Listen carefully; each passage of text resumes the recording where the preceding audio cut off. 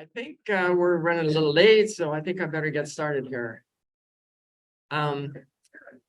Welcome to our fourth panel for this weekend. Yes, 5 decades of queer Antioch and the evolution of a gay community. And I have to tell you, I was excited about the other panels, but I'm more excited about this one. I think along the theme of the reunion, this is kind of be a history lesson for all of us. And I have assembled a panel that stretches from 1972 to our current students, which I think will be representative of Antioch through a number of decades. And I'm really curious and interested to hear about how it changed over that period of time. I think although all of us on the panel share some commonalities, there are clearly differences from different intersectionalities. I think my experience as, a white gay person is different from a Black gay person's experience. Trans men and trans women have different experiences just based on gender. And I think that some of those individual differences will definitely come out as people talk about their experiences. And I'm excited to present them to you. So before I introduce the panel, I just want to say there are some kind of illustrious gay alumni from Antioch that are not here today that I just wanted to mention in passing. One was a psychologist by the name of Don Clark, who wrote a book called Loving Someone Gay that got published in 1972, which is pretty early days. There was a contemporary of my class by the name of John Byrne, who was a choreographer who reached some notoriety on the New York dance scene. He did a number of productions around AIDS. He died of AIDS, I think, a couple of years into that scene, but he was notable enough to rate an obituary in the New York Times. So you can look up his history. And then this one I love. If you've seen any of the movies like When We Rise or Milk or some of those things, there's a scene there where President Clinton and Hillary take a walk around the AIDS quilt. And that was kind of a big thing in those days. And his gay liaison, Clinton's gay liaison was an Antioch grad by the name of Richard Socarides. And the more interesting part of that is Richard Socarides' father was Charles Socarides. And if you go back to my era, he was the leading psychiatrist proponent of conversion therapy for gay people. So it's very ironic that his son would end up being gay. And anyway, he went on to being a lawyer and lots of political stuff, legal stuff. And then I guess the other notable person I would say is Shelby Chestnut from our board of directors. As a chairperson, is probably one and only. David, don't forget Dee O'Connell. She won the Tony Award. And Ken Jenkins, who was in a series on TV called Shrouds or something. Right. All right. And clearly this community is bigger than I know, despite all my research. So, okay, so let me introduce my panel here. I've got them in order of graduation. I have Peter Ekstrom first, followed by Whayne. Peter's class of 72. Whayne Herriford, class of 76. Charles Brack, who has a couple of class years listed here, but which one would you like? Yeah. He's either 83 or 00. Stephen Oliver from 90. Liz Flyntz from 02. Keegan Smith-Nichols, who's joining us by Zoom here, who's the class of 17. As Quinn Ritzhaupt, okay, class of 23.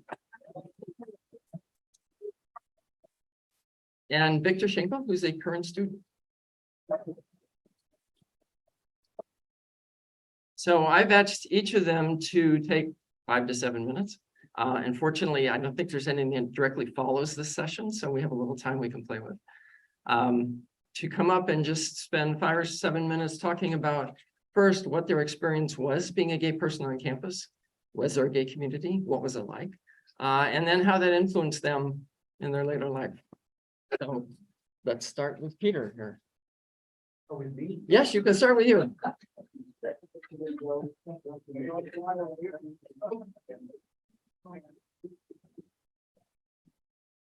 And thank you all for coming. This is like kind of my dream seminar here.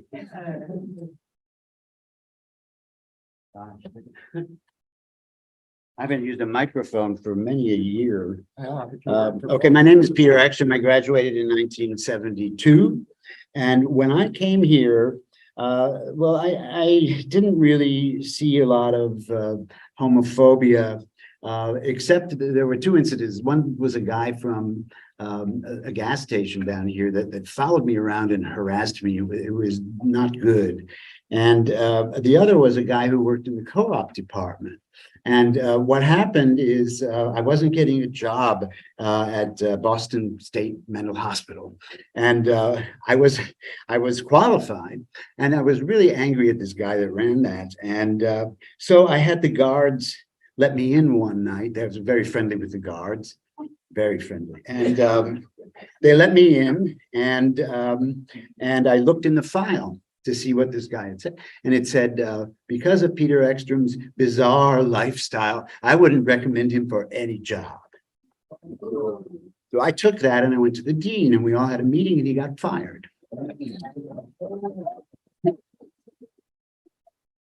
And I don't remember his name. I can't remember.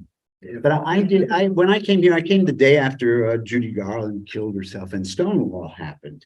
And I came right here. And first I was like really upset about being gay, didn't understand it. And I sat down with this one guy from New York City and finally told him I'm gay. And he said, oh, that's all right. All my friends are gay. I'm from New York City.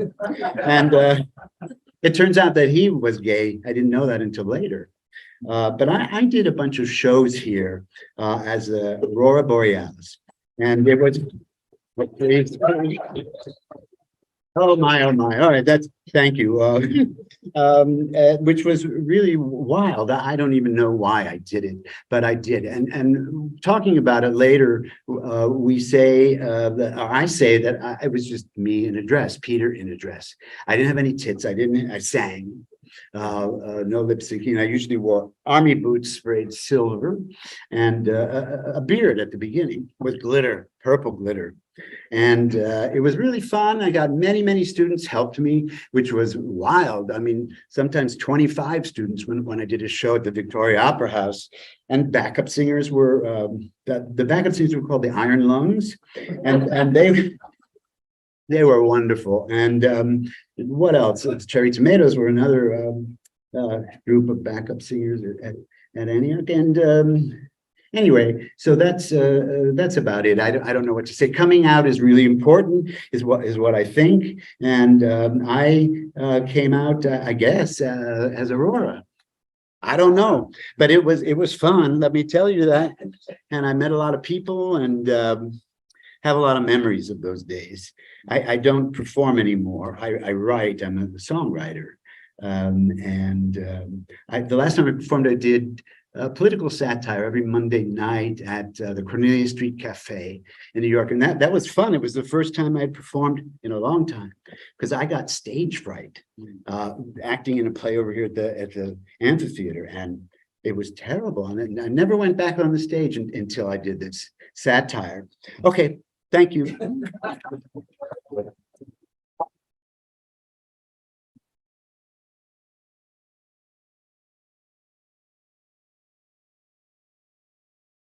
Well, I came here in October of 71.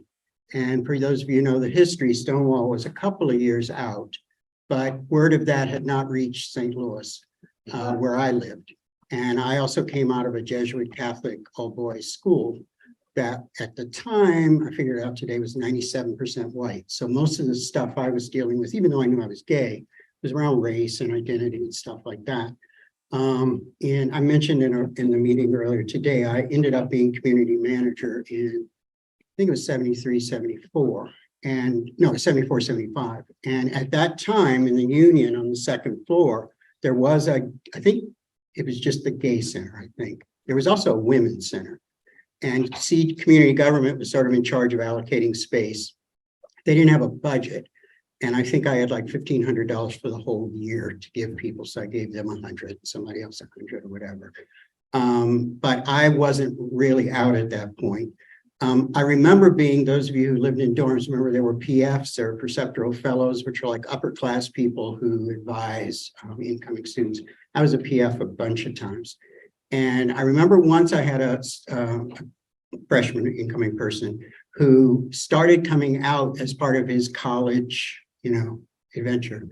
And I knew nothing. I had no idea what to do. So I went to the counseling service, which in those days was on the ground floor at North Hall, right where we ate lunch, actually. And I'm now a therapist, which is important because I went to talk to one of the therapists there about what should I do with this kid? He's struggling and having problems and stuff. And the guy was extremely Freudian. He actually had a bust of Sigmund Freud on his shelf. I'll never forget that as long as I live. And I'm a practicing therapist. Freud to me isn't. But anyway, I just remember this guy talking to me about subconscious and unconscious and all this stuff. And I was like, that didn't help at all. So, and I don't think I did as good a job as maybe I could have or should have with this guy. But my co-op, after I was community manager, I went to Manchester, New Hampshire for my co-op. And I went to the first gay bar I ever went to. And this would have been 75, like summer. And again, Manchester, New Hampshire, there's probably 8 Black people in the whole state. So, it was one of those things again for me. No offense to anybody from New Hampshire, but, and I remember going in this bar for the first time, and anybody who has done this knows you stand outside for a while. Back in those days for younger people, there was no glass windows, there were no signs. You just sort of had to know where it was. There was also a book, Bob Dameron's book, where you had to look stuff up, because we had no Googling or anything like that. And I actually went home with someone for the first time there in Manchester, which was an okay experience. But when I came back, and it was just okay, but I came back in the fall of 75, I actually just started coming out to all my friends and telling them and so forth. And because I'm a therapist, I read lots of stuff. It's interesting because people my age typically came out to friends before they came out to family, because family typically weren't as supportive. And so I came out to a lot of my friends. I wasn't really tied in with a gay community here on campus, just because I was part of Maples as well. And some of the things I was tied in with weren't explicitly gay or anything. But I think the piece of Antioch that actually made the biggest difference to me was my faculty advisor, Joe Schenk, who was in the business department. I had the opportunity to either get a full scholarship to WashU in St. Louis, which is where I'm from, or a partial scholarship to Stanford. And, economically, it's like, why would you go in? And he said, go to California. And so I moved to Stanford, California, Stanford. I moved into a neighborhood that was a huge gay population community. Stanford was just sort of letting women and Black people into the biz school. So I struggled again with some of that stuff. But we, 2 or 3 of us, actually started the first gay group at the business school. And I attribute all that to being here, where it was, the combination of stand up for what you believe, make a difference for mankind. And excuse me for saying this, but fuck it if you don't like it. And so I really just, and so from that, I had a 20-year run in the Bay Area. I was actually there. I became a big activist in Pride, and I was there from 83 to 96, so ground zero of AIDS. Very involved in a lot of AIDS direct care, direct support and services. Some of the things that were like our Gay Pride organization in San Jose was one of the first in the country to get 501c3 status, because the IRS used to deny that to gay organizations. And it took us over a year. Now, if I'd been organizing a food pantry, I would have been able to do it in a couple of letters. So a lot of struggling things of that nature. I moved to Los Angeles, and I was there for about 15 years. Again, pretty much an activist, but as you get older, it gets a little harder, got a little more tired. And so 15 years ago, I say I live in Cincinnati. I actually live in Northern Kentucky, but notice how my voice went down when I say that. But so, you know, I'm not as much an activist as I once was, although as a practicing therapist, I am one of 2 gay men in all of Northern Kentucky who provide therapy to gay people, out gay men. And so I don't say that for that. I say it because it is really important that people have access to good quality, culturally sensitive mental health services.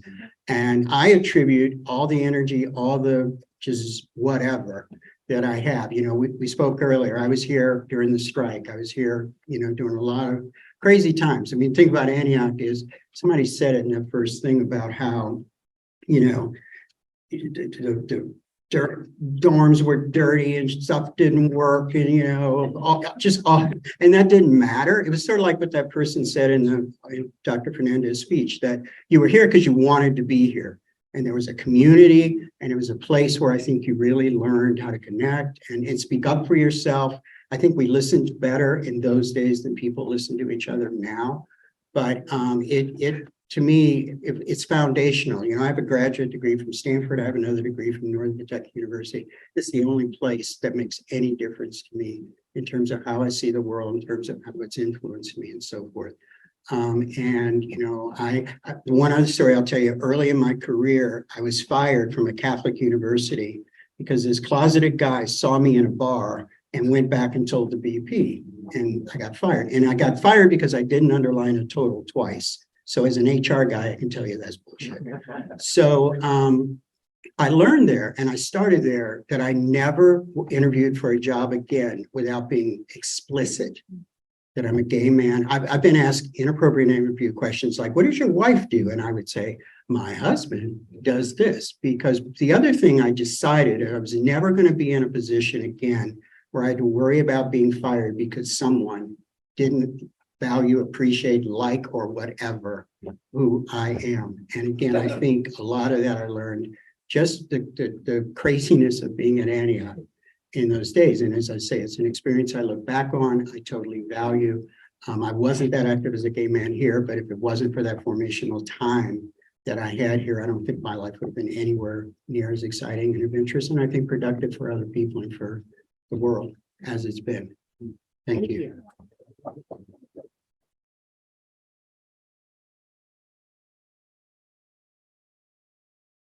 How many minutes? Oh, Okay, you'll do it. All right. Hi, everybody. I'm Charles Brack. Everybody calls me Chaz. And it's a pleasure to be here. I came here in 1978. I came out in 1975 as a 15-year-old, and I was going to a school called the Chicago Public High School for Metropolitan Studies.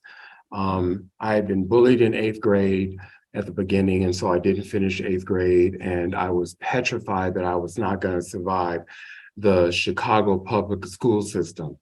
And so when I went to Metro, it was a school much like this. It was called the School Without Walls. So, you know, we had classes all over the city. And much to my surprise, I was rescued from my own obscurity by a man named Richard Green, who is no longer with us, one of the victims of the AIDS epidemic. But we became fast friends on the very first day.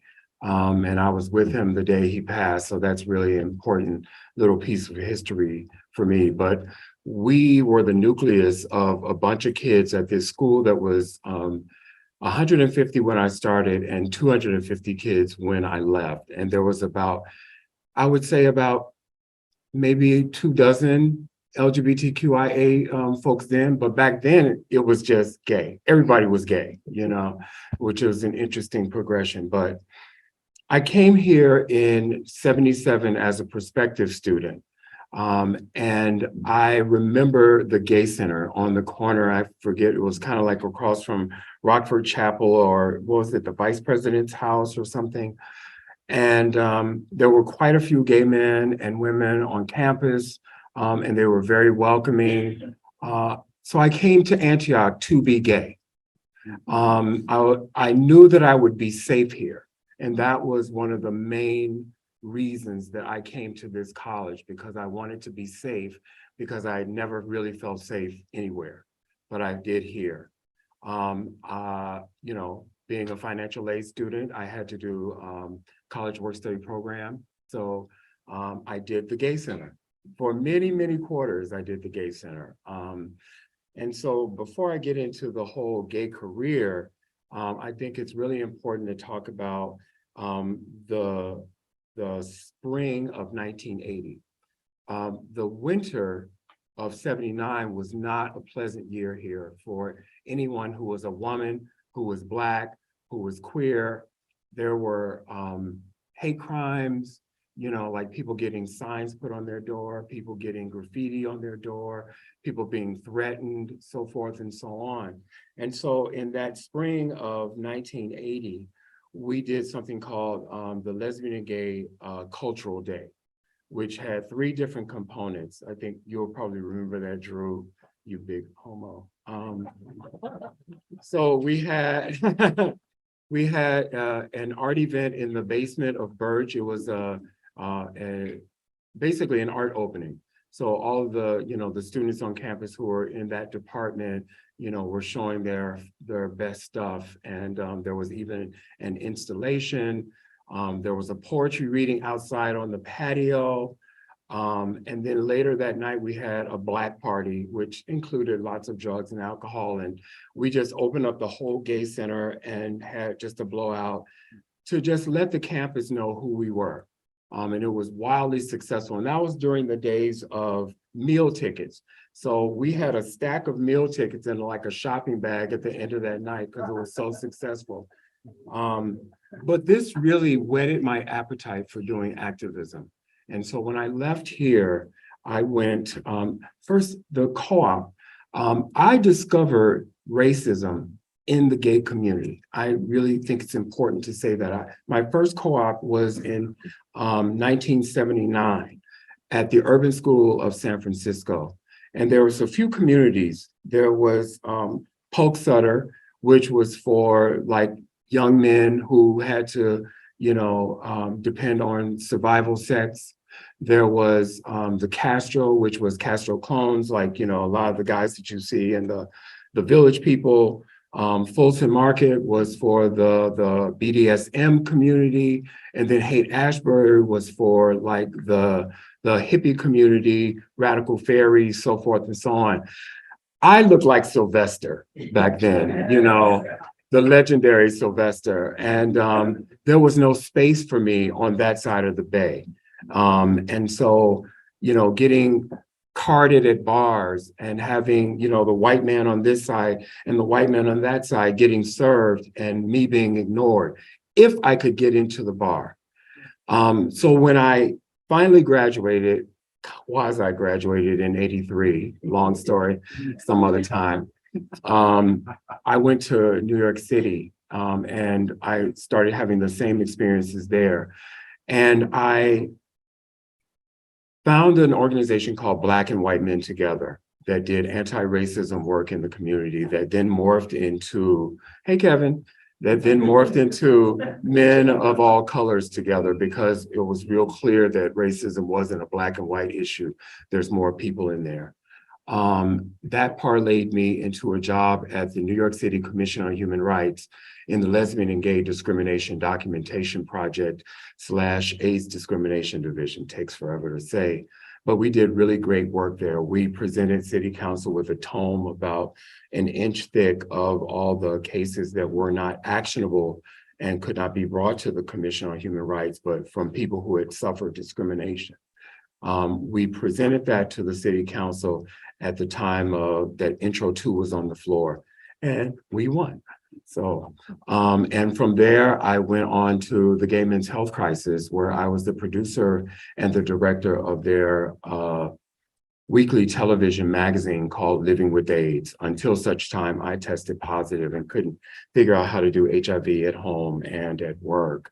And so, and during that time professionally, I was also doing just kind of activism in the community with, you know, Black and White Men Together. I started a LGBT gospel choir called Lavender Light, We had 2 albums. We traveled all over the United States. We were on every main stage in New York. And we also started from Lavender Light, we started Unity Fellowship Church, which was kind of like a charismatic or, Southern Baptist church done in gay face, if you will. So it was, an affirming community and congregation for everyone. And then I think probably the pinnacle of I say my good gay experience that I started here at Antioch was I produced a film called Dreams Deferred, the Sakia Gun Film Project, about a 15-year-old Black lesbian who was killed in a hate crime in Newark, New Jersey in 2003. We heard of Matthew Shepard in the gay community. We heard of Amadou Diallo in the Black community, but when it was the intersection of Black and gay, nobody was telling that story. So I had the opportunity to tell that story, and that was, we premiered in 2008, and it still has legs because the anniversary of Sakia's death was just a few months ago. So it started here at Antioch, and I'm really proud of my contributions, and I'm proud of this community for forging in me what I took into the world.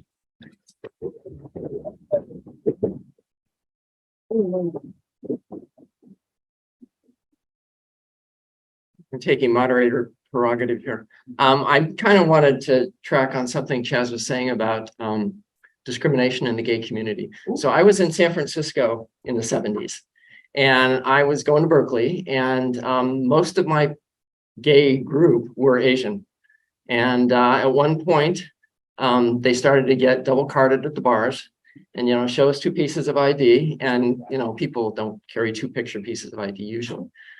So we ended up organizing, picketing the bars, creating problems with the Democratic committee there that was mostly gay focused around the bars, because the bars were the ones basically with the political power in those days, and it goes back to, what Wayne was saying about where was the gay community centralized? Well, it was centralized around the bars. So, so it wasn't only Black Asians, or Black gay people, but it was also Asian gay people, and so on and so forth. So now I can turn it back over to Stephen.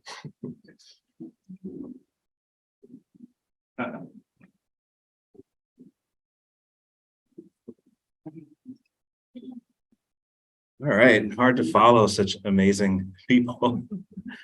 But I'm Steve Oliver, class of 90, also on the board of trustees. Here with my husband, fellow Antiochian, Jonathan, in the back with our fur baby Batu, who's honorary Antiochian for this reunion.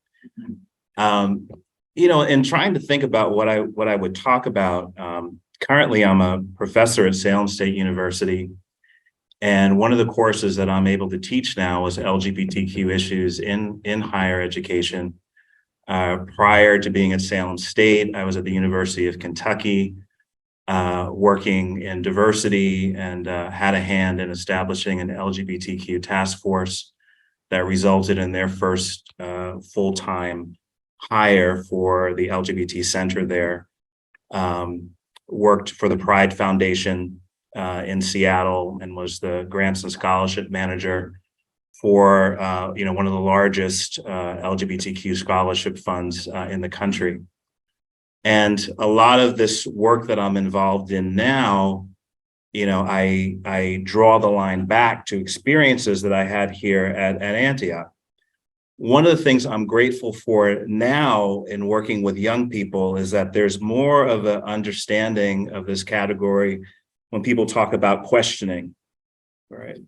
That there's a period for a lot of people where there's exploration that is happening, that coming out is not necessarily a linear process. There's more understanding that people need to come out in their own time, right? And not to force people to come out before they're ready. Okay. So when I arrived at Antioch in 1986, I came after having been the president of my high school Christian club. I was very active in a church called the Brooklyn Tabernacle, which was sort of the forerunner of what we now think of as mega churches. So obviously I was drawn to Antioch and, you know, I think, and I've written a lot about the experience of being in the church, which upon reflection, I don't think I could have found actually a more gay space than the church I was in. But people were not, you know, out and open about it, you know, obviously. So I was drawn to Antioch, but I was not ready when I arrived in 1986 to say I am gay. Like now I would think of myself as questioning, right? Needing to explore, needing to figure things out, needing to figure myself out. But the individuals who were part of the community when I arrived, they were like, you are gay. So that was the, you know, the tension and the wrestling that people kind of clocked me on and were ready to talk about who I was before I was necessarily ready to talk about it. But I'm telling the story, but this was all part of growth and development. So I don't regret that any of these things happened, right? This is part of the mix. One of the people that I had here, actually, and I told Duffy I was going to tell some stories about him. Stephen Duffy, who worked in the library for many, many years in many different configurations.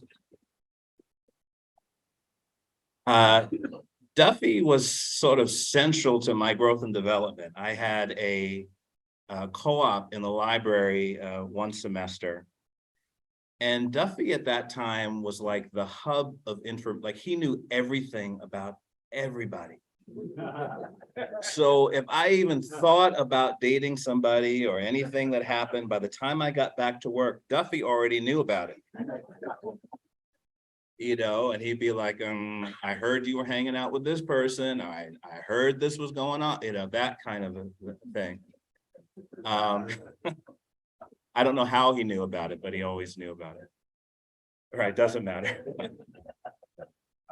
The semester that I worked in the library was also the semester when James Baldwin passed away.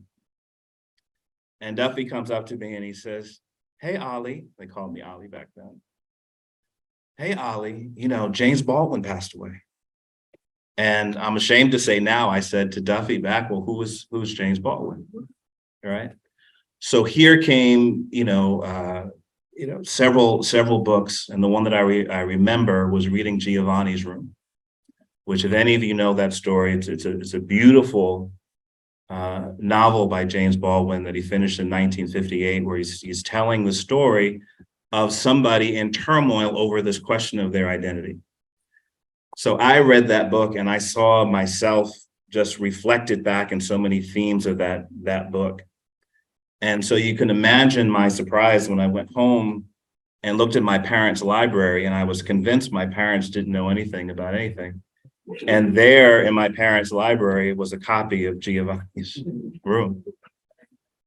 But I always think back to that the high schools that I went to, they weren't teaching James Baldwin, right? I had to come to Antioch, encounter Duffy, right? Who was going to make sure that I didn't leave this experience of, being in co-op without knowing who James Baldwin was.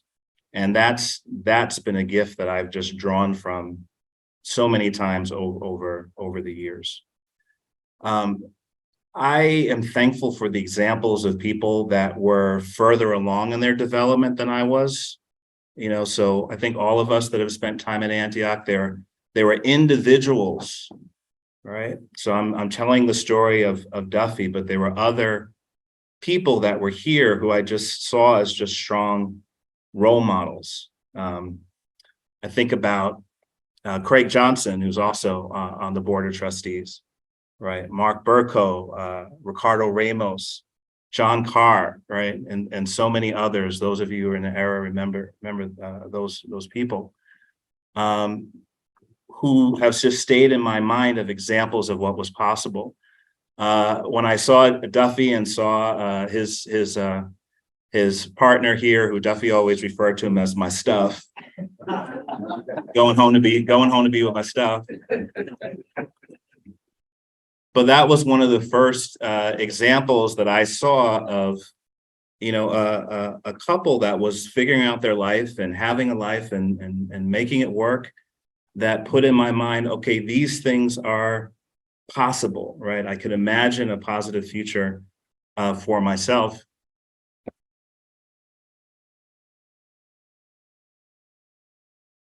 And those are the things that I try to pay forward now. So, thank you.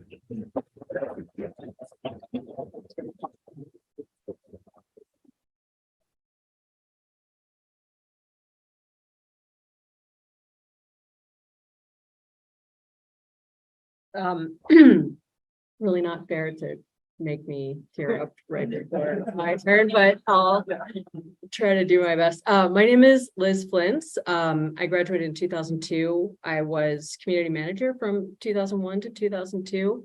I grew up in a really conservative military family, and I went to a conservative Catholic high school in Annapolis, Maryland.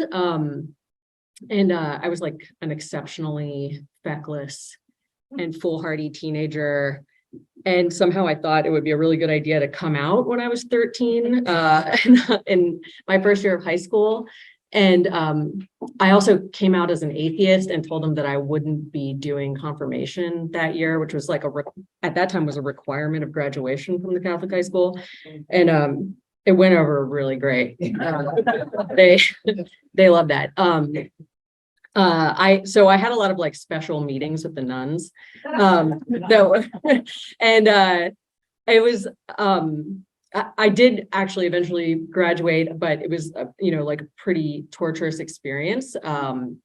And luckily I had this best friend named Mike Bear, who is also an Antioch grad, and he and I would pal around and like do goth things and like shoplift wedding dresses from the Goodwill and wear a lot of eye makeup and stuff. And we both somehow had heard about Antioch, and we were like, this is where we're gonna go, because we knew it was some kind of bastion for queer weirdos.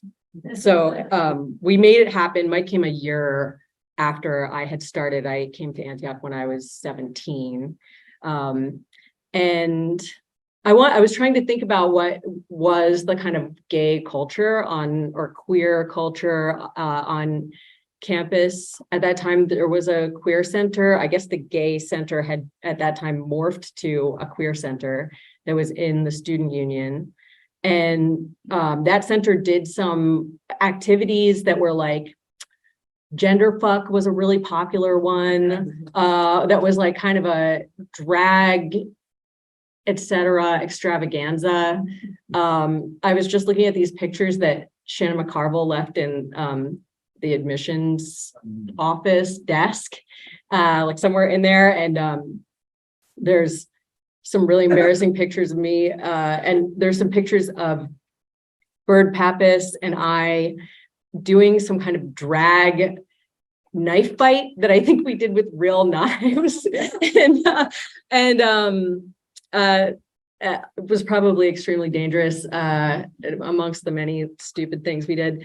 Don't go look at those pictures. You should just take my word for it that they exist. Don't go see them, because it's personally humiliating for me. And I'm trying to think about other like kind of queer culture stuff. I remember that when we had orientation when I was a first year, one of the things that happened at orientation was an orientation to the SOPP, because the SOPP had been passed in the mid-90s as a campus policy. And in order to kind of implement that policy correctly, there had to be kind of comprehensive, the idea was that there would also be some kind of comprehensive education around what consent was and sort of like what a positive sex education would be.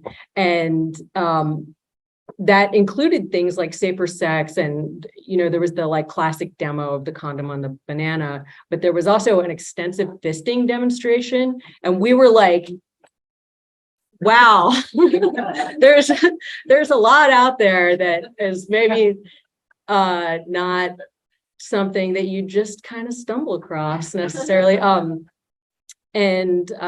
remember that I guess it must have been 1999, we took this road trip from Ohio to New York to Dumbo, which at that time was sort of like a warehousey Wild West. That the school paid for and gave us vans to drive. We did like a red-eye drive from Ohio to this festival that was called Queer Eruption. That was these kind of like, I think they were from the UK and they were just traveling to New York to do this party that was like music and talks and performance, but also there were sex rooms at in this like warehouse dungeon. So we were really like involved in a lot of like cultural phenomena that was there was a efflorescence of queer cultural phenomena at that time. And one of the major things, of course, that was really revelatory to me at the time was the rugby team. There was, for a brief and shining moment, a sport at Antioch, and it was a women's rugby team, which was de facto all queer, and I think like the people who weren't queer at the time later became queer. And there's a couple of my teammates in the room with me today, Leela, Nadine, some stars of the rugby team. I had played sports, and it was just like basically when I was, before I came to Antioch, and it was kind of like an experience of like just institutionalized bullying when I was before my pre-Antioch experience. So it was amazing to have this like really affirming, incredible community where we just got trounced at every possible game. And we really didn't really know what we were doing. At least I didn't. And recently I met some, my wife's was also on a rugby team at Harvard, where they are much more serious about everything. And they were all talking about their rugby experience, and they asked me what position I played, and I realized I didn't remember. And then I told them that I was really just there to like for the drinking and the meeting girls, and that I was successful at that. So I felt like I had an overall good experience. After Antioch, I also had a brief gay career. I got a job working for the Washington Blade, which was the gay paper of record for the East Coast. At that time, like for the younger people in the audience, there used to be alternative weekly newspapers, and they were an amazing resource for people in the arts and queer people and just like subcultures in general. Like if you went to a random city, you could pick up the alternative weekly and flip to the show listings and even read a personal and respond to it, or find out like what was going on in that city for a variety of different subcultures. But in addition to the alt weeklies, there were also these queer or gay alt weeklies, and every major city had one. DC's was called The Blade, and I think it was the oldest one in the country. But while working at The Blade, the big Lawrence v. Texas case that overturned the sodomy laws nationwide that still existed happened, and our staff photographer was out that day, and I took the picture of Lawrence v. Texas that of the lawyers standing on the Supreme Court steps that ran in the AP. So that's my shining moment of post-Antioch, my gay post-Antioch career. But yeah, I also want to say thank you, David, for organizing this. It's an amazing group of people.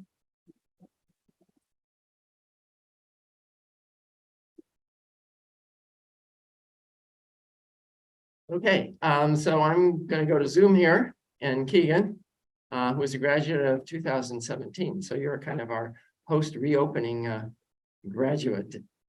And it's all yours. Okay, can you hear me? Okay, cool.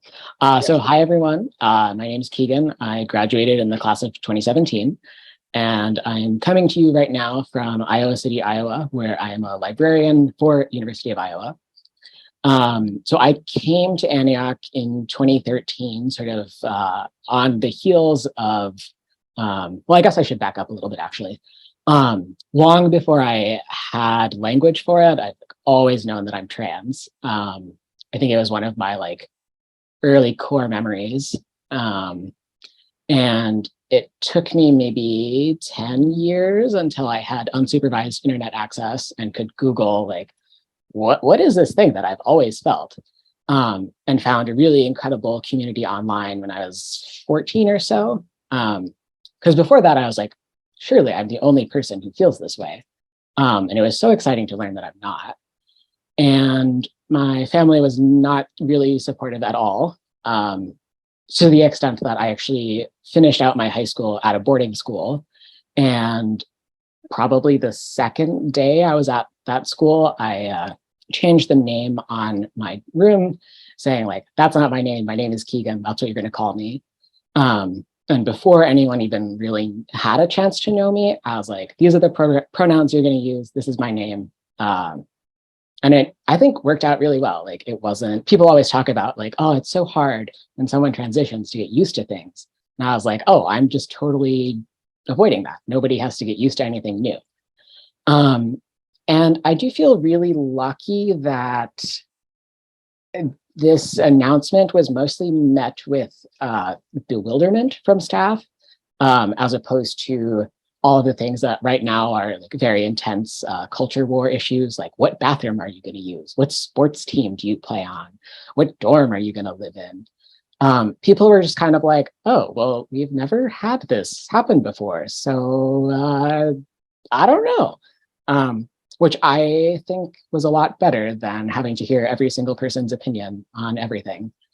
But by the time I graduated from high school, it very much put me in the mindset of like, oh, there's a box in life and I don't fit into it.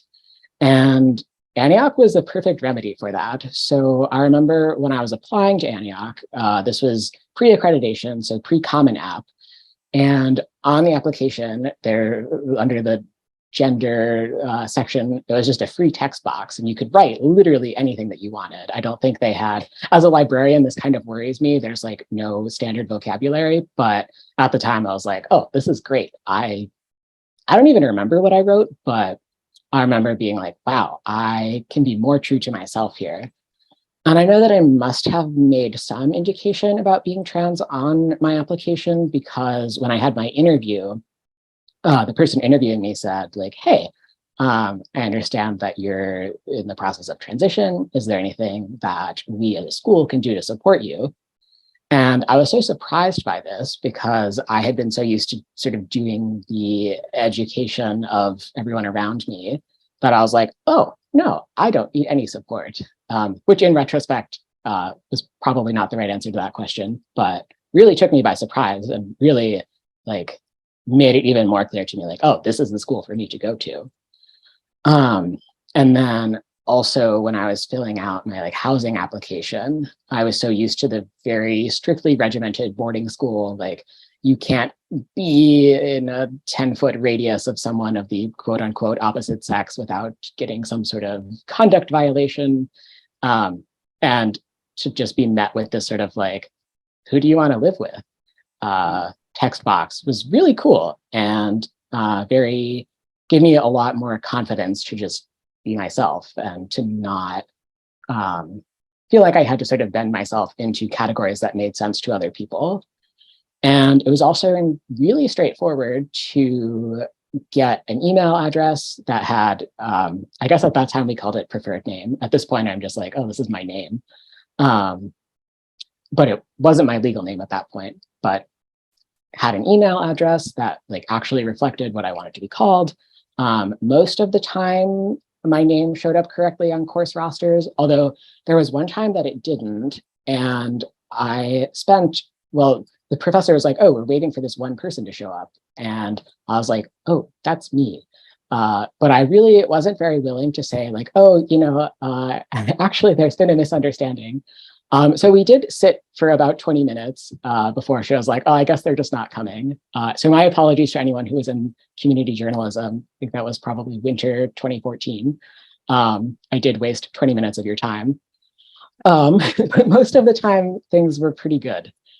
And I think I guess, yeah, to sum up Antioch, it was the first place where I ever in real life encountered other trans people and was like, oh, there's not just one way to do this. There's not one way to transition. There's not one way to be out. And I thought that was really cool. And post Antioch, I think that really instilled in me the sense that it's so much easier to find supportive community if you are yourself, which sounds like really simplistic and corny, but I think it is so much like people do pick up on what you put out into the world. And it's so much easier to know if someone is going to be there for you if they have a sense of who you are. And also as part of that, I hadn't really had the means to do any sort of medical transition as a student, and Antioch's health center was pretty small. But on my first day of grad school, somebody in my program was like showing everyone this Band-Aid, and he was like, I just had my first shot of testosterone. And I was like, whoa, you can do that here? That's so cool. So I went home that night and did some Googling and was like, wow, like my university health insurance would cover this. Like I can start doing this. And I think I had had such a positive experience at Antioch being out. I felt really certain like this is a good step for me. This is what I want. I think that I feel kind of ambivalent about a lot of the trans healthcare standards that say you have to live X number of years in your like target gender before you can receive any sort of medical care. I think that diminishes the amount of work that people do before they come out. But I had 4 or 5 years at this point, and I was like, I am certain of this. This is what I want to do. And now I supervise a bunch of queer undergrads, which is so fun. And I love being a resource for them, sometimes quite literally when they have a question of like, where do I find the gay center? And what I think is more important is just the sort of like everyday mundane, like queer people continue to exist. For a long time, that didn't really feel like a given to me. And so every time I have a moment where I'm like, yes, I still exist. I'm so happy I do. I also remember that other people are here picking up on that message. And that makes me really happy. That makes everything worthwhile. Thank you.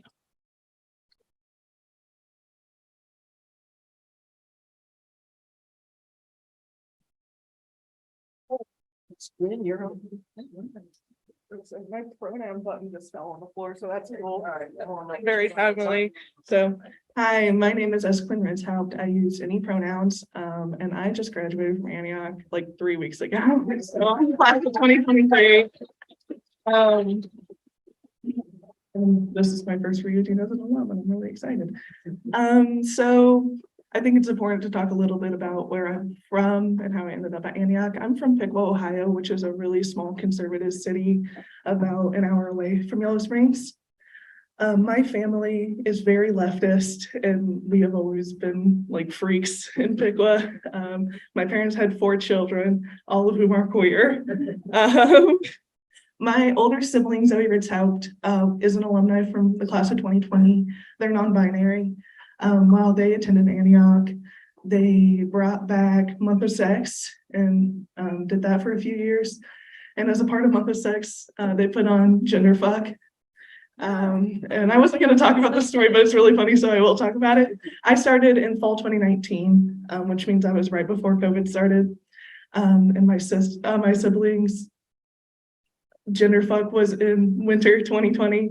And at the time, Gender Fuck was told, I was told that it was to like explore your gender. And at the time I was still identifying as a cis woman. I don't anymore, I'm genderqueer. So I was like, okay, the way that I would like to express myself as like a fat woman is I'm gonna wear lingerie to gender fun. So I wore lingerie and my whole ass was out.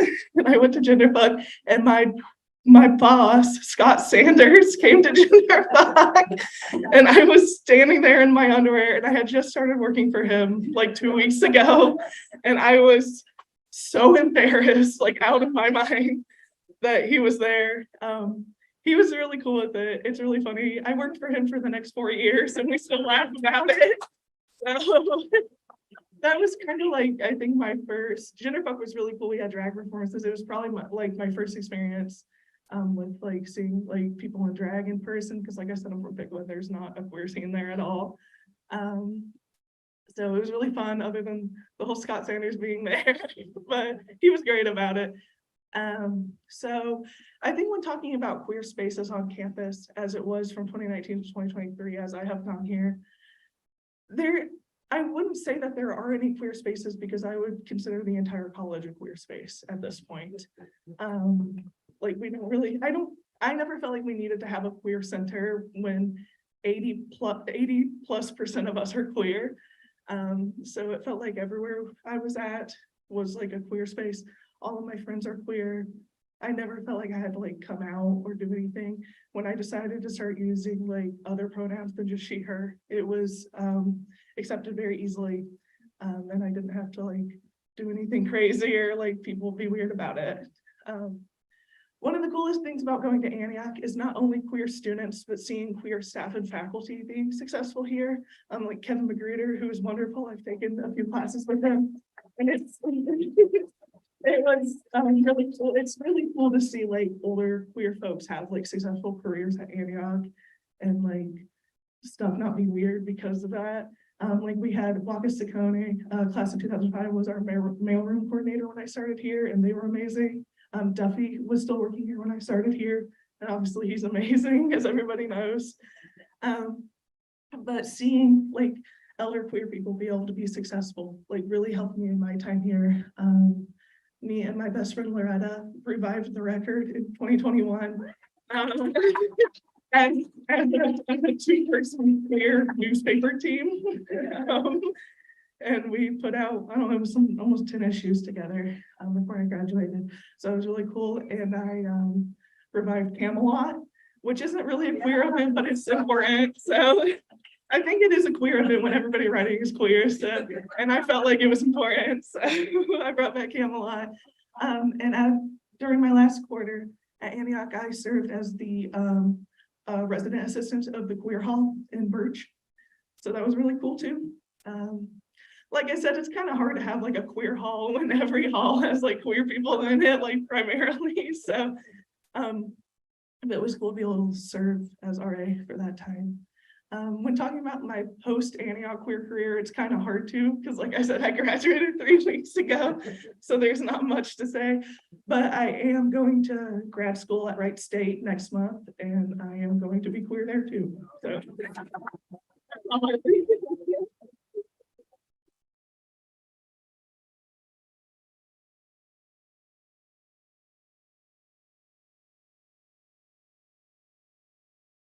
Hi, my name is Viktor Shinkle. My pronouns are he, they, and I'm a current student here at Antioch. Like Quinn said, there's not really a queer culture here. The culture is queer. When I got here, I was like exposed to this vibrant community of people expressing queerness in ways that I had never even considered before. There's the internet, and then there's like seeing it in real life, two very different things. So I can't talk about my post-Antioch experience either, but what I can talk about is something that I've really been thinking about a lot here recently, which is the ways that coming to Antioch changed my life. I went home and had an experience that was really eye-opening to just how much freedom this place like offers me. When I got here, that exposure to like queerness and all the different layers of queerness and all of the different ways that you can express oneself made me realize that like I had been shoving these feelings down my whole life because I wasn't blank enough, right? I wasn't whatever. I wasn't the right kind of gay, or I wasn't the right kind of trans. So it obviously is, you know, that's not for me. But I got here and I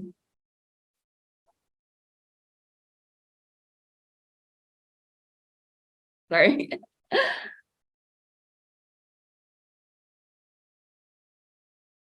Found this person, right, that I had buried and like had like placed in this box and locked it away, and this person got to come out, and I love him so much.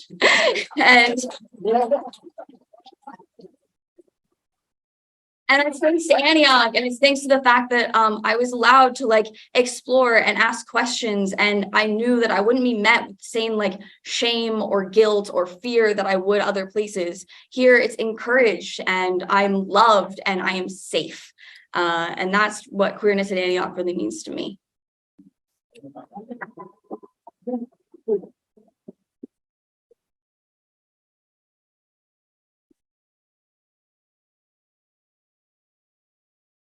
All right, let me collect myself for a minute here. Thank you, everyone. I really appreciate. I'll share. So I think we have maybe 15 or 20 minutes for questions if people would like to, and I'll probably get yelled at for who I choose. My story? Okay, I can give you my story. So I graduated, well, let's see. I graduated in 73, as you all know, if you've been here, and you're probably tired of me in the podium at this point. And to me, there wasn't really a queer presence. John Byrne, actually, I thought might be a queer person, but you know. But I was lucky enough to get into graduate school at San Francisco State. So I wasn't out here. But San Francisco in the 70s was a, very political and a wild time. And I got involved with pretty much the Gay Student Union at Berkeley. And there was a graduate student there who had a Japanese American boyfriend. And we were very kind of big in the gay Asian community there. And then when, well, aside from that, there was the Anita Bryant days and, marching in the streets to protest Miami's getting rid of the anti-discrimination legislation. And we did the same for Portland, and we did the same for Wichita. And, we had the Harvey Milk days, and I have a very clear recollection of where I was when Milk got assassinated. I was actually I saw a crowd outside this hamburgers place as I was coming off campus, and it was Dianne Feinstein talking about the assassination of Milk and Moscone. And so, we knew, and we'd have so many demonstrations at that point that we knew Castro Market, we were going to be there. And if you've seen the movie, there's a really dramatic scene of all the candles going down Market Street. It kind of brings me to tears today, because that was when I realized, for a while there was like these gay groups, there was like Polk Street, as he was talking about, and Castro Street. And there was this kind of fight between the establishment, which was Irish Catholic and Italian Catholic, and the police department and fire department and most of the administration. And they really didn't like us a whole lot because they were Catholic. But at that march was the first time I said, this is our city. And it really felt like the city had come together. It wasn't, we were separate neighborhoods anymore. So that's kind of my story. And then, and then I got less political later on because we made progress, but now it feels like we're back in the streets again. So Grey Panthers, get it together.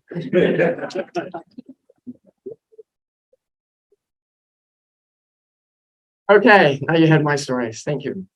Questions? And we should have a roving mic here somewhere. There you go. You wanted to add? Yeah. Did you want to add from up here, or you want a microphone?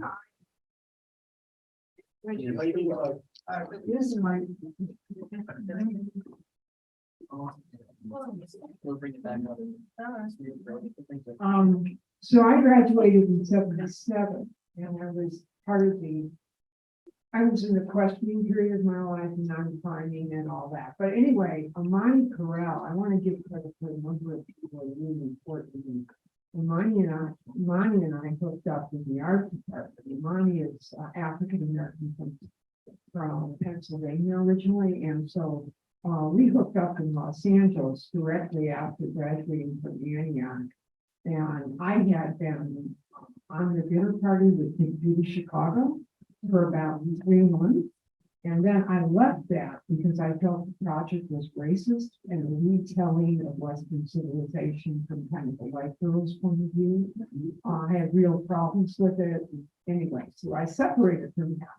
Amani and I hooked up and I went to work at Watchtower's Art Center under John Otterbridge and Hakeem Ali over at, anyway, you're largely involved. I introduced him was part of a huge Black art movement, the West Coast Black art movement.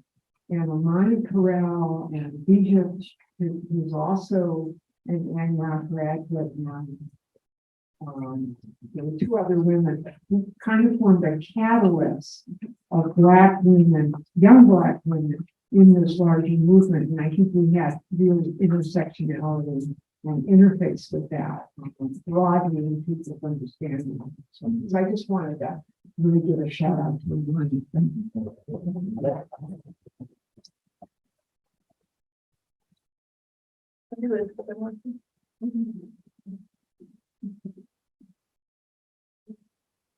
You guys are much more behaved than the strike audience. One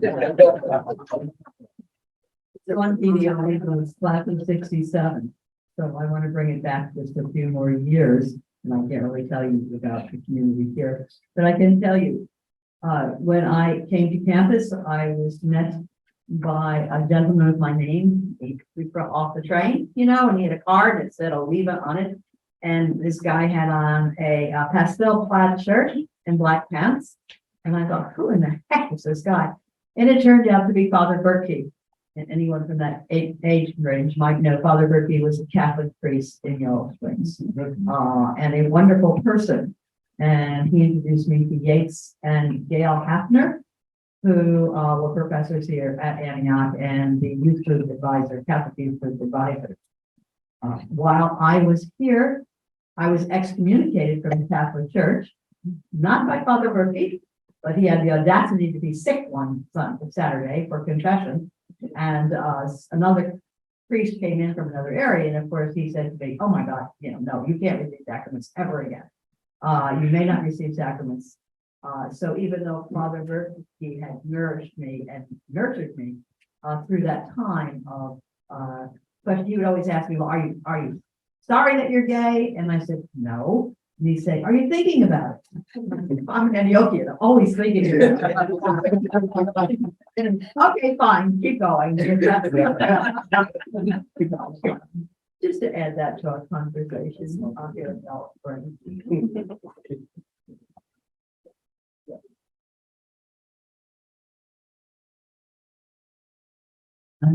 Pity, she, her, and I identify as straight but not narrow. And I just wanted to first of all give a shout out. I totally remember Aurora Borealis.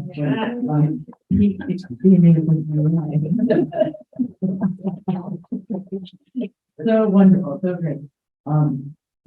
My experience, I was at Antioch. I started in Antioch in '68, and one of my first second co-op job, I brought back my boyfriend that I met there and brought him back to campus. And when he went to maybe one of the first gay meetings, and it must have been like, 69. I'm not sure exactly.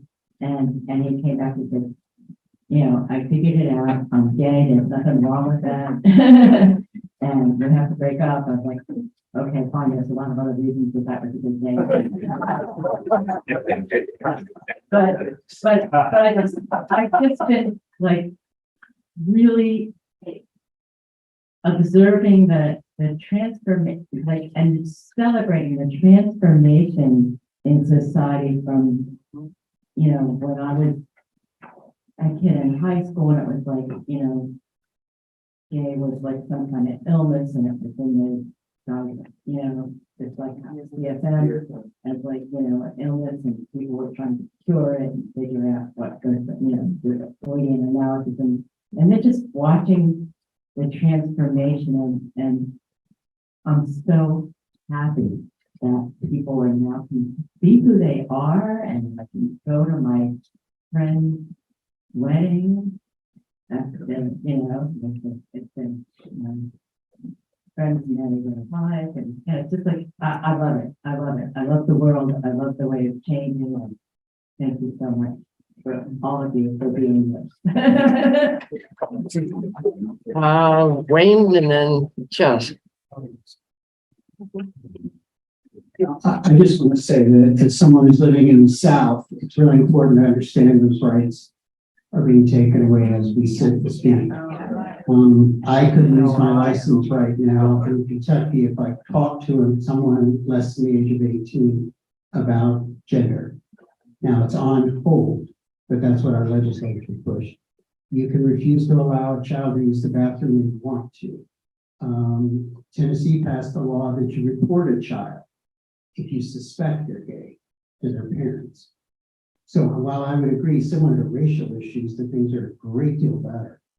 There's, you know, I don't know if it was the 16 elections, I don't know what it was, but something has triggered a backlash. So it's important to be vigilant and not just totally rest on the laurels of what's happening, but to stay vigilant about what could happen. I think I wanted to take a moment to do something that we really haven't been doing in the community lately, and that's the saying of names.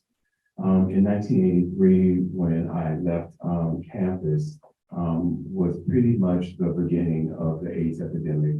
And so there were some people here where Robert Starr, Larry Seeger, Eric Gupton, Robert Ford. If you have names, just say them really quickly, because this is something that we used to do to honor our past. And I think we should kind of reinstate that. Angel Bonilla. Alondra Queen. Alondra Queen.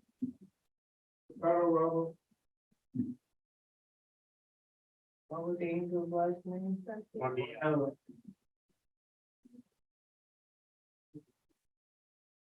you. Yeah, I just wanted to say, because, you know, I went first and I didn't know like how people were going to express themselves. And I didn't really talk about my activism at all after Antioch. But I want to tell you, well, first thing, I was in New York on a co-op job in the spring or summer of 1970. And I marched in the very first gay pride parade. We went up 6th Avenue to Central Park.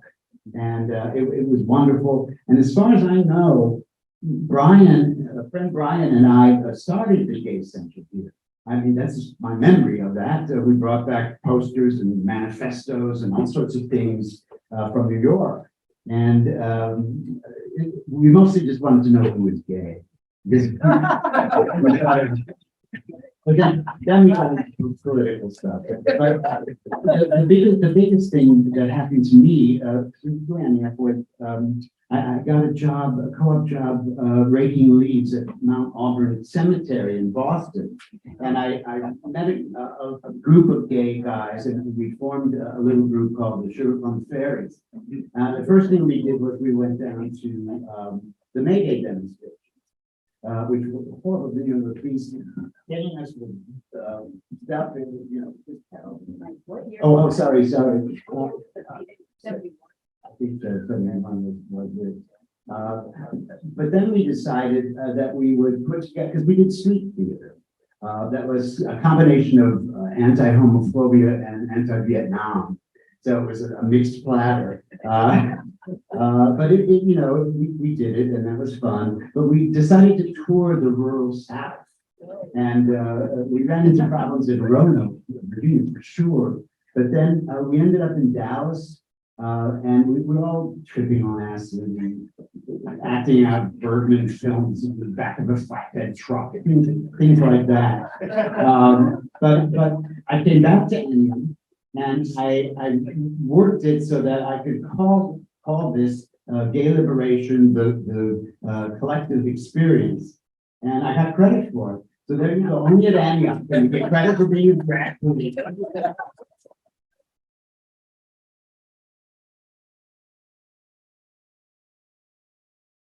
John Knox. Thank you.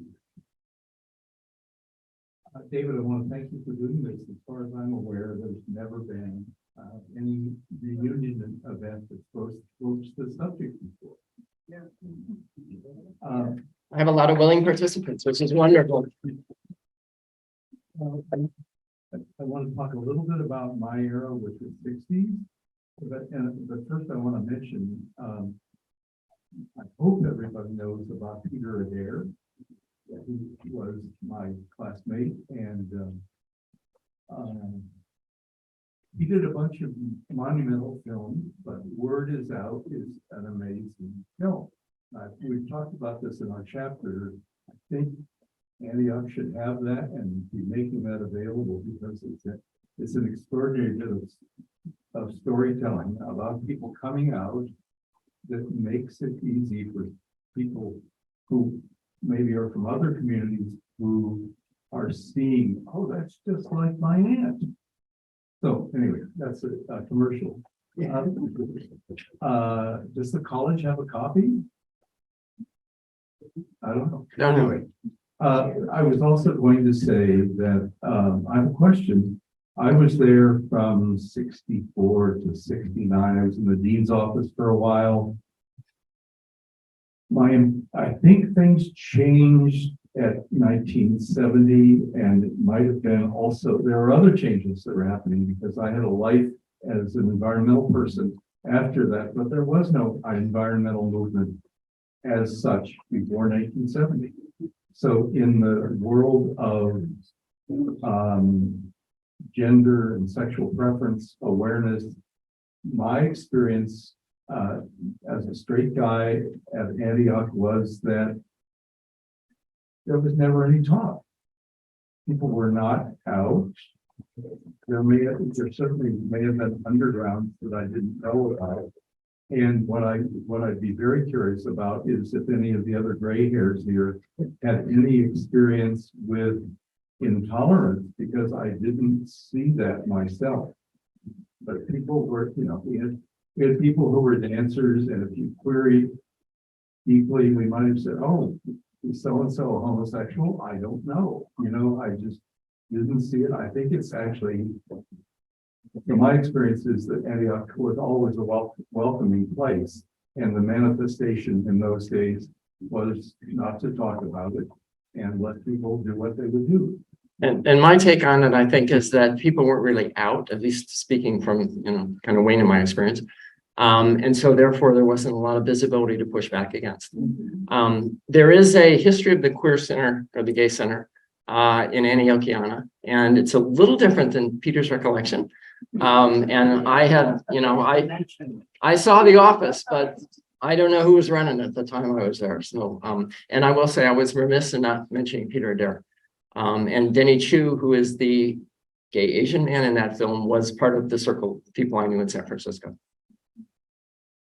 And is still around.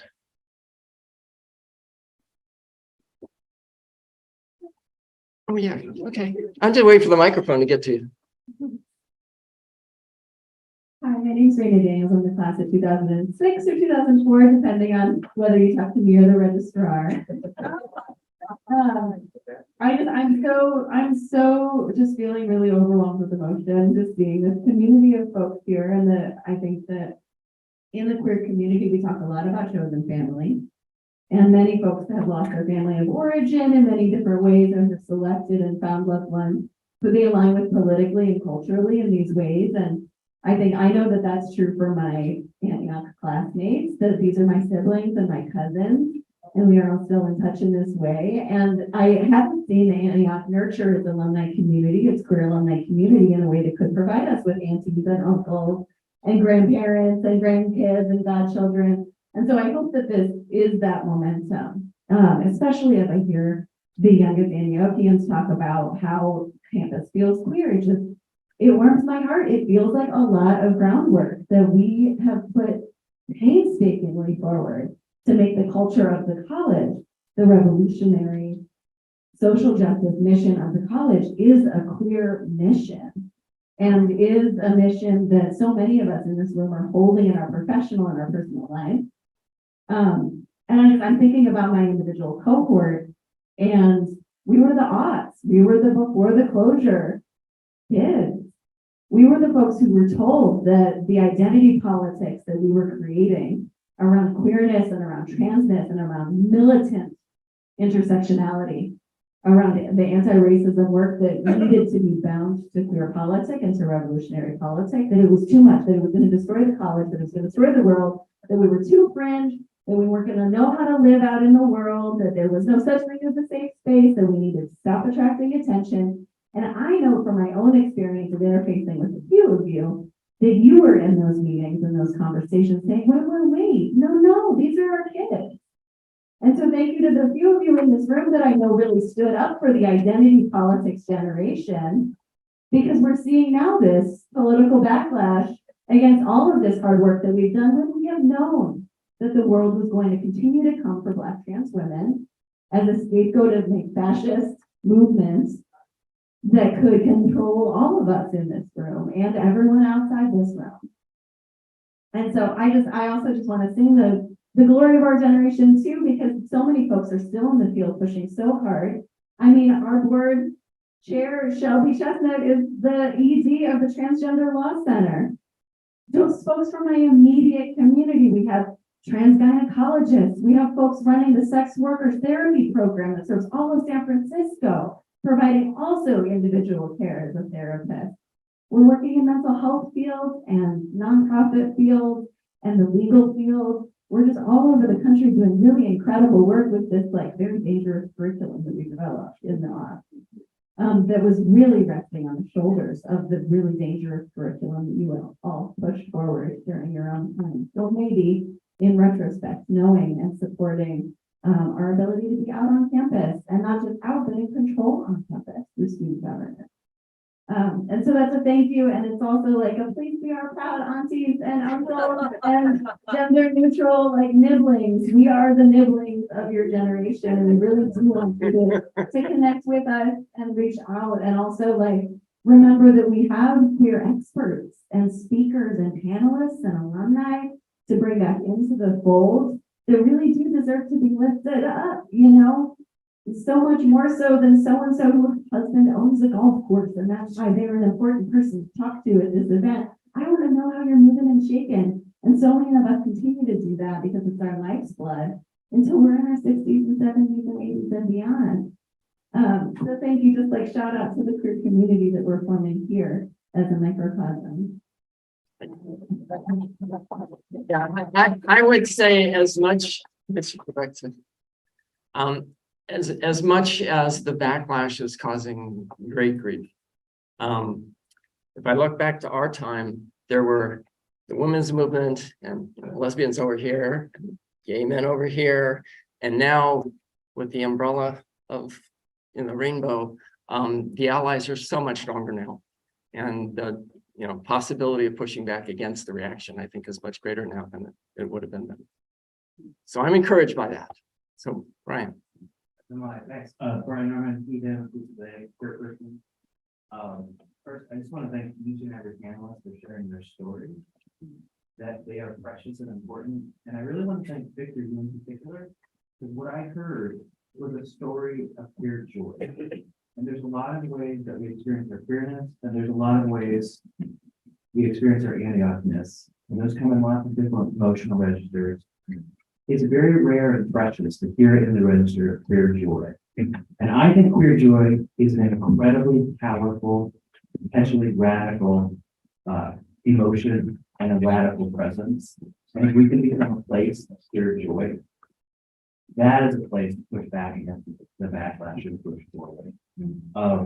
As some of you in the room know, we are having at the highest level strategic conversations with the board and the cabinet on campus about what it might mean to be a queer college, not just a queer culture, lowercase c, but to really think strategically and institutionally about what it means to be at a queer college.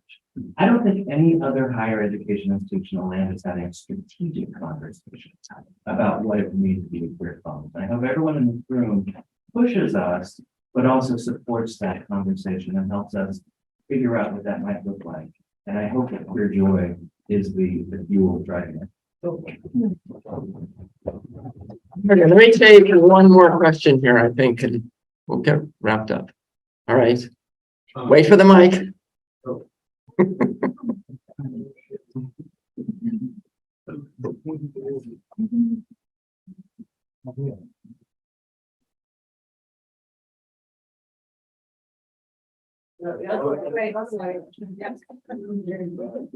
I'm questioning for Peter. And by the way, hi, Peter. Hello.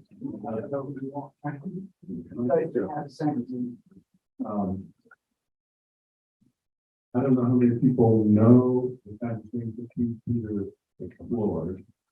Does anybody know his stage name? And what I'm curious is, how did you come by? That's the first question. How did you come by them? And were we trying through all those early performances? I said you were crusading and you were willing to be very provocative to stimulate some kind of reaction that you knew you might not be able to control. But what are your reflections about Aurora, the name Aurora Williams?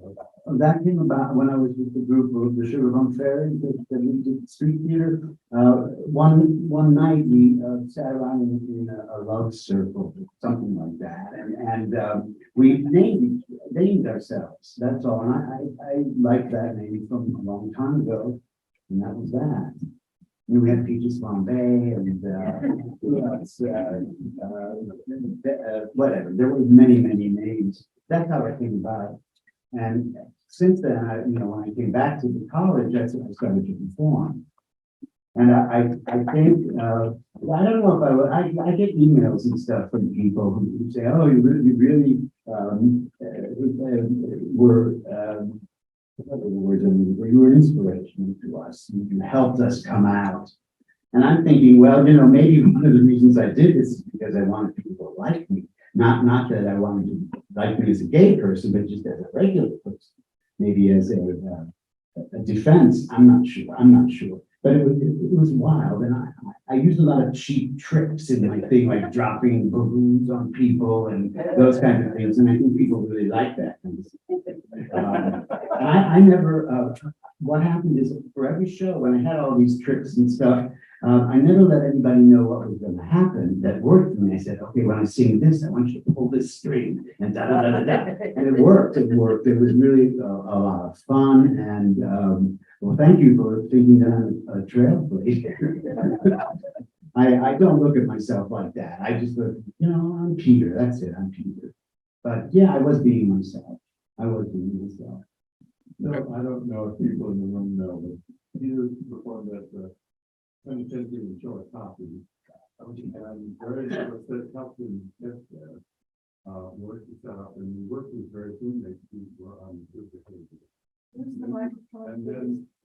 And then he at the last song, he took his backup, which was the cherry tomatoes, and they were to come off the stage. This was before this night.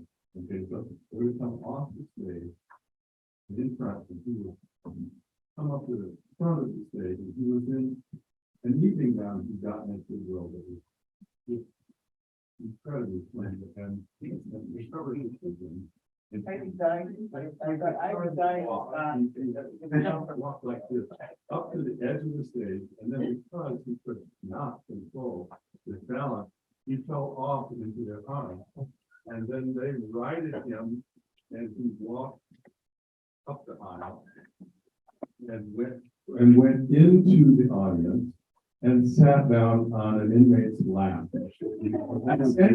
And things exploded.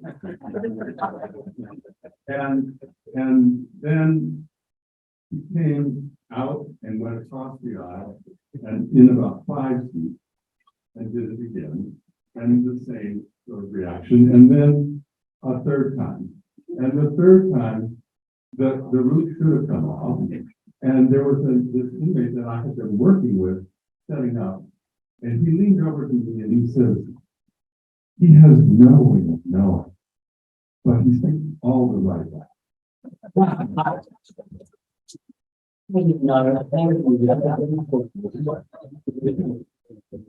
And so, you know, when you went out to perform, what kinds of responses were you hoping you generated? Because that was a surprise to me, but maybe not to you. Well, I didn't expect anything, really. I just did it. I mean, my memories of that time are weird because I don't know why I did this stuff. I think I know why. I get emails and stuff and say, oh, you were so informative, da da da da. And but well, I just want to add to this story that Chillicothe Prison, because someone's mother was the head of the prisoner support group and asked us to come in and perform. So we did. They also fed us lunch, and then we did the show. Now they were expecting Hello Dolly, I think, and I came covered with balloons, popping them in time to let me entertain you, and that was fun. But the end of the show is what was important to me. Michael Fagins, who was a great artist here, he died a while ago in a motorbike accident. He built a huge soft sculptured lipstick, and he was really into magic tricks. And there was a table with mirrors. And what happened is the show that I did here at Antioch, I disappeared at the end, and you know, pulled it up, come down, and I took off my boots and let a smoke bomb, and poof, it came up, and no one was there. The audience went crazy, crazy, crazy. Well, at Chillicothe, we decided we'd make the prisoner disappear. And when that happened, the guard rushed this, and you know, anyway, that's the last one. All right, I want to take one more question because I think, Coco, did you have one? Yeah, I also echo the gratitude to all of the panelists. It's really an honor to bear witness, so thank you so much. And I guess I just wanted to ask, and you know, sort of hearing other experiences or other queer experiences from across many generations, any brief real-time reflections that you're having that either recontextualize your own experience or just the sort of greater arc of queerness at Antioch.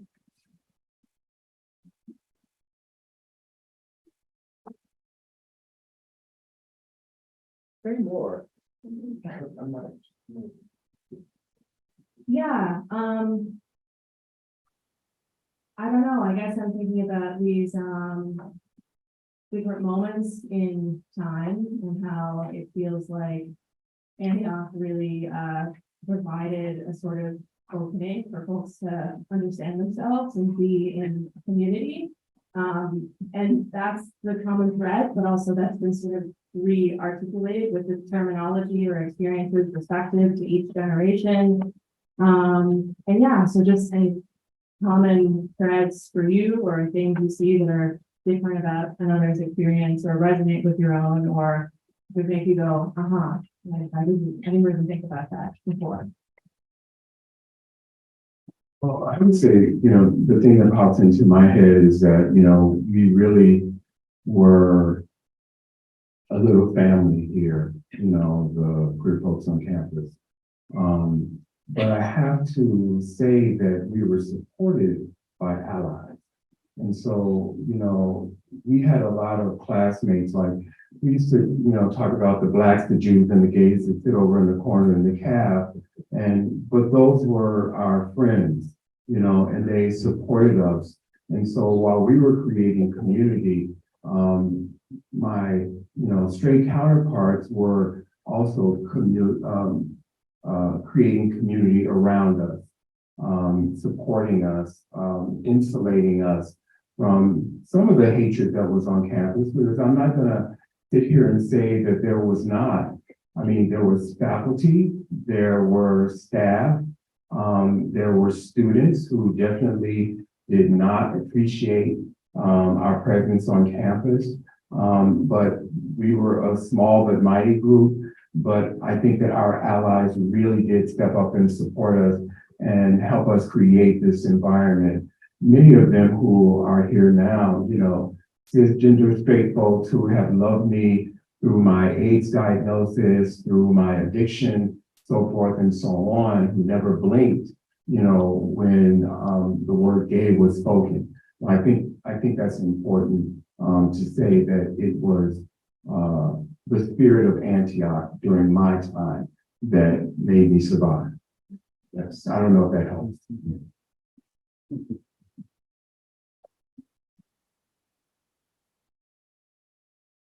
Hearing these stories has really like I don't know invigorated me, I guess, and like really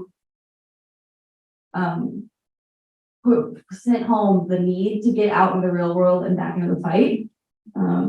Absolutely, like the activism they were doing is really inspiring. So I definitely have my eyes on things that I should be doing as well. Yes,